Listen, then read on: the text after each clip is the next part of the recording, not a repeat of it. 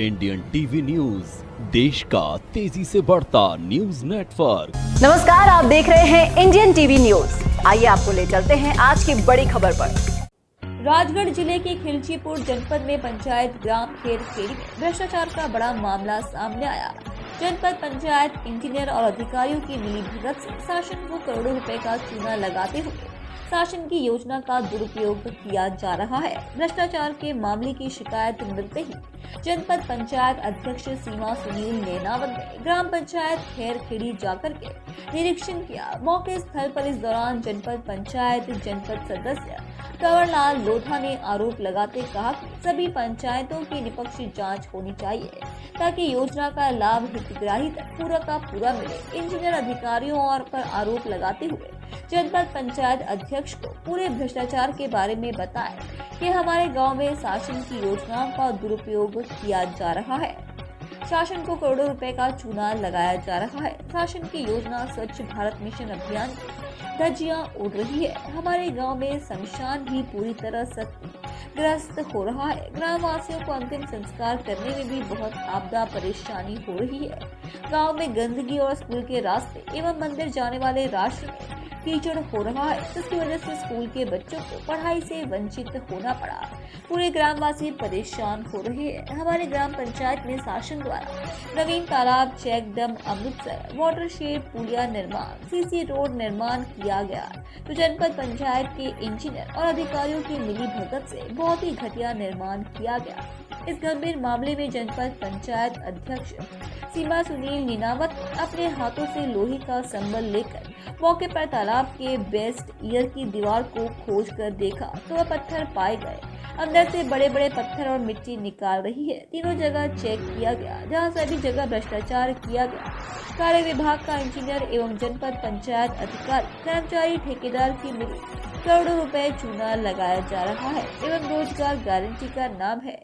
रोजगार गारंटी में कोई मजदूर नहीं लगाया जाता, मात्र जेसीबी से काम किया जाता है।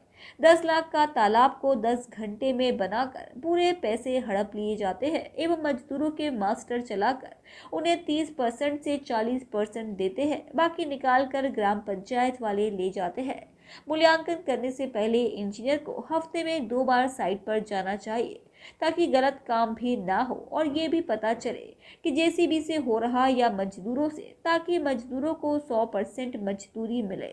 अब देखना होगा कि भ्रष्ट अधिकारियों पर क्या कार्यवाही होती है। ग्राम पंचायत खेरखेड़ी और ग्राम खेरखेड़ी से 50% की जो किसान है उनके जो सभी खेत इधर है, तो इनको क्या है कि इधर जाना आना ज्यादा रहता है और यहाँ से शॉर्टकट में जैसा रास्ता है अपना बुमरे जाने का, यहाँ पर भी रास्ता क्लियर है, मतलब जहाँ से जल्दी जा सकते हैं अपन। लेकिन यहाँ पर इस पुलिये की वजह से मतलब लोग जा नहीं पाते हैं और यहाँ अपने जो खेत है मतलब 50% जो लोगों के खेत है उनको भी सही तरीके से काम नहीं हो पा रहा है। जैसे कि बारिश का समय रहा तो यहाँ से निकल ही नहीं सकते हैं वो।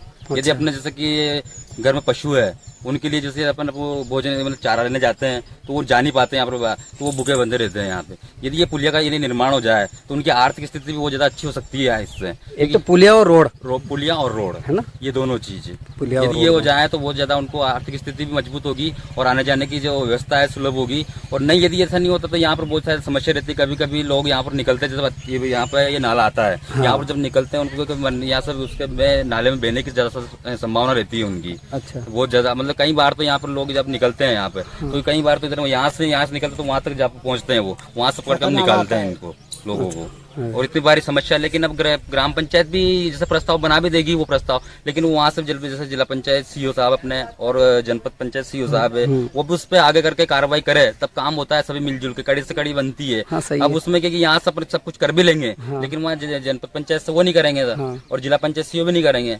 अब इससे हर जगह से मतलब इतनी रुकावट आ रही है, कोई ध्यान नहीं दे रहा है। जैसे अपने जनपद सीओ साहब है वो भी क्या ज्यादा ध्यान नहीं देते हैं इन चीजों में। अच्छा। और कभी उनको जैसे उनको क्षेत्र के लिए बनाया तो उनको जनप्रतिनिधि की बात भी सुनना चाहिए। जैसे अपन समस्या लेके गए हैं तो उनको बात सुनना चाहिए कि हाँ आपने ये समस्या, जैसे मैंने आवेदन दे दिया, उदाहरण के लिए अपन ने अतिक्रमण का आवेदन दिया है तो उनको कम से कम उस पर कार्रवाई करनी चाहिए, पूछताछ करनी चाहिए।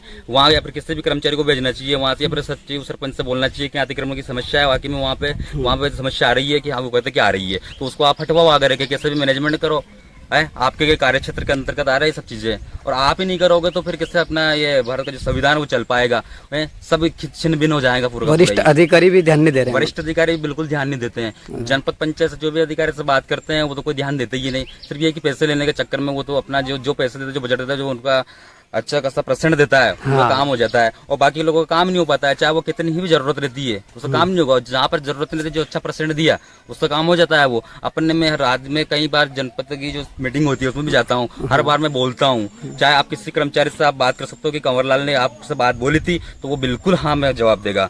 अपने सीओ साहब से बात कर लीजिए, कलेक्टर साहब से भी मैंने बात कर लीजिए, पंचायत सीओ से बात करी, मैं हर बात में व्हाट्सएप से, मोबाइल से, उनके कार्यालय जाके जो भी जनप्रतिनिधि उनको ले जाके मैं हर गांव की समस्या बताता हूं। लेकिन आज 1 साल हो गया मेरे को चुने हुए भी, मैं कुछ काम करवा नहीं पाया हूं यहाँ पे, तो मैं भी हताश हूँ, लोग भी हताश है यहाँ के। तो ऐसे संविधान का मतलब ही क्या है जो कुछ काम हो ही नहीं पा रहा है, तो इससे तो अच्छा है कि इसका बहिष्कार किया जाए। फिर तो कितना कहेंगे उनसे, कितना। अब यहाँ से जाने के मेरे पास, जबकि जो मेरे मानदेय है 1500 रुपये मिलते हैं मेरे को, अब 1500 में मैं 30 महीने, मतलब 1 महीने में 30 दिन होते हैं, 30 दिन में जाऊंगा तो कम से कम यहाँ से मेरा 500,000 रुपए का पर डे का खर्च है।